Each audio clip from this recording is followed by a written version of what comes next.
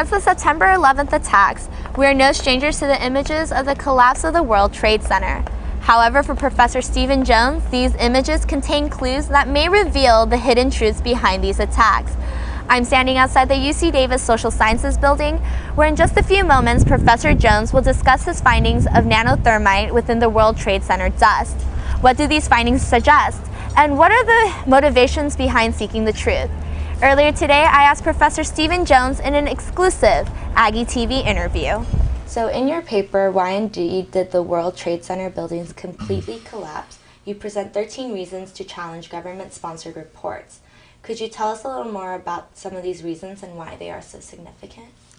Some of the central points were the collapse of World Trade Center 7, the way it came down so rapidly at near free fall speed, and then completely collapsed into its own footprint. And another point that's very important is the evidence for thermite, which is in the destruction of the World Trade Center buildings. There are really two forms of thermite, which I discuss in the paper. The ordinary form, which can melt through steel, and the explosive form, which is called nanothermite. And the significance is this is a highly engineered material that is found now unexploded.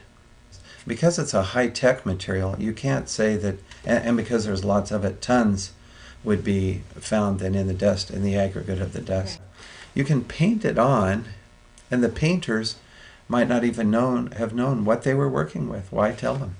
So it implicates some other agent besides Al-Qaeda.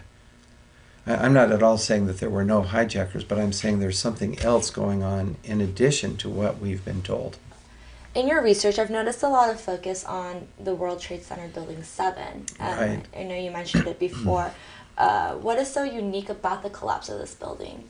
A few friends nudged me to look at the data, and finally I did. And it was when I saw the collapse of World Trade Center 7, the way it fell. And I pulled out my stopwatch and timing it, over myself. I couldn't believe it fell so rapidly. Hadn't been hit by a jet.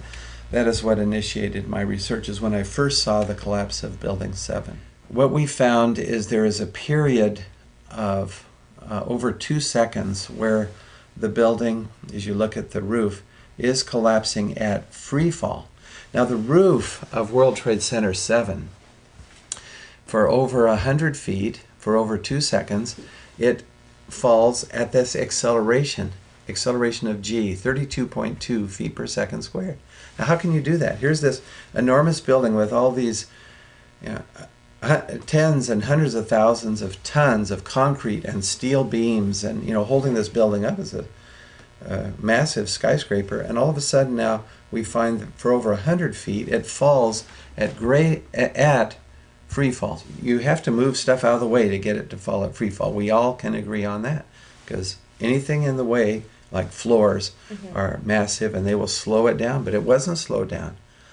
The way to get that material out of the way is with explosives. So far, NIST has refused to even look in the dust for explosives. I mean, you can buy thermite on eBay, but you can't buy super thermite anywhere. Okay, this stuff is really, yes, very dangerous.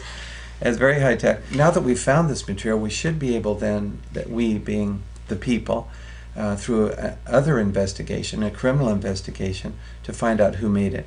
And our point is with the discovery and the demonstration of this high-tech explosive material still in the World Trade Center dust, you see, explodes today. It's obvious that your ideas have provoked much heated debate and controversy.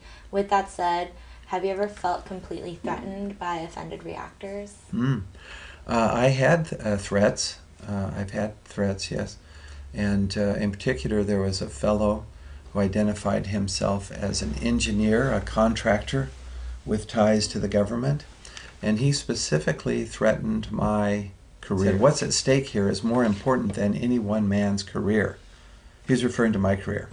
But he also said that he'd learned the value of silence. Even when you have superior data and evidence, sometimes it's better just to be quiet about it. He said, and then he finally said, you should not publish your paper. He used terms just like that. And he said, if you did, the pain will be great. Now that I considered a threat. And I took that to the university. But we need to allow this truth to get out. That would be my final message. Tonight's presentation, What in the World is Highly Explosive Material Doing in the Dust Clouds Generated on 9/11/2001, is a completely free presentation sponsored by Davis 9/11 Truth.